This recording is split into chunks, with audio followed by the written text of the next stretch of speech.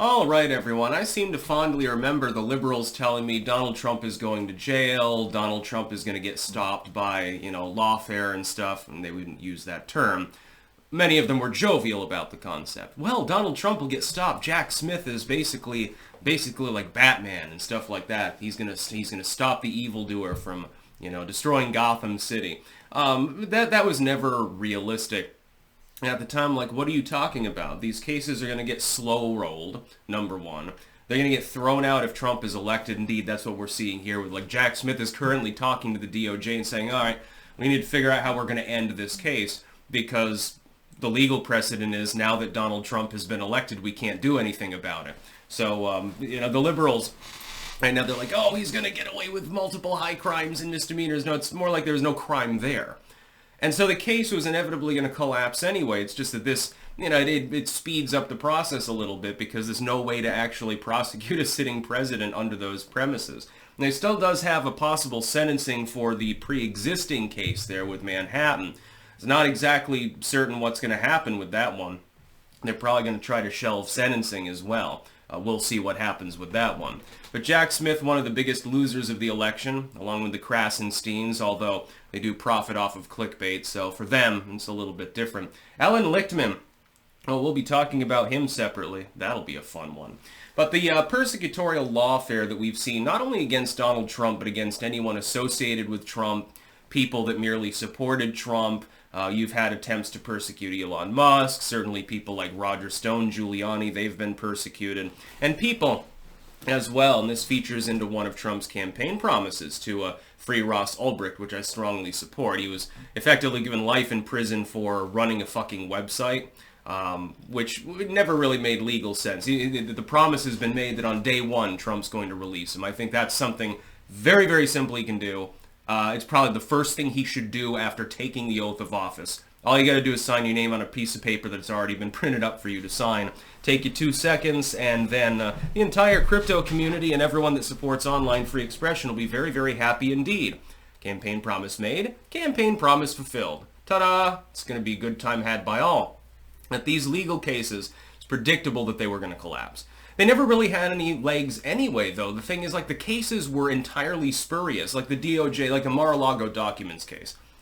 Okay, there's already legal precedent that a chief executive is capable of bringing classified material to other places. The fact is, this was a National Archives request more than anything else. There was no need to have a raid on the Mar-a-Lago or anything like that. That was done for show.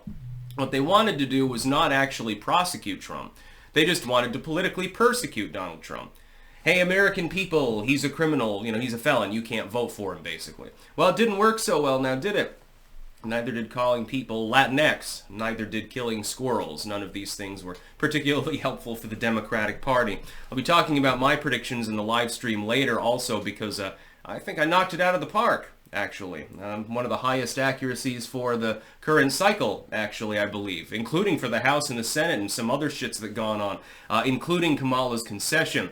It was very, very predictable, and I don't think I was the only one that got this right, that she would talk about the peaceful transition of power and defending democracy, an insinuated sideswipe at Trump, of course, who did not give a concession in 2020, mainly because he won. But we'll get past that. We got this election, and it's going to be certified and everything, so we don't have to worry about what happened in the past. We need to be worrying about what we're going to do over the next 4 years. One thing that's not going to happen over the next 4 years is Trump facing repeated political persecution at the legal level. If anything, right now, right-wingers are having a free-for-all saying, well, the Democrats said that we should get rid of the filibuster and then stack the Supreme Court. Well, I think that this is a bipartisan issue, so Trump can do that, right? I find that trolling funny. It's not going to happen, by the way. Don't worry, liberals. You will not actually have to wear the Handmaid's Tales outfit. I know that that's a fetish of yours, but along with legal persecution. But both, like all dreams, those two fantasies must die. Jack Smith, can you imagine how sad he is right now? It's like, damn, I was going to get Big Don himself. Damn it. And all the liberals loved me. Now I'm going to explain to those same liberals why I can't proceed with the case. And now they're all going to fucking hate me. He'll write a book about his experience, I shouldn't wonder. It'll probably sell many copies. So he's like, well, I got my golden parachute, I guess. Yeah, New York Times bestseller, made $5 million in royalties a song. That's not that bad. So, you can take your consolation prize and shove it where the sun don't shine. It's wonderful to see the entire thing against Trump collapse in the course of 24 hours. Just completely gone. Legal cases, fucked. Repudiation of the Uniparty, absolutely on lock. Everything you could possibly want. There's a reason why Trump looks so smug right now.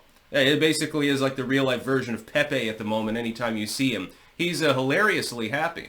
He should be, because, unlike Kamala and her fellow losers, he actually managed to win. That's about all. Peace out.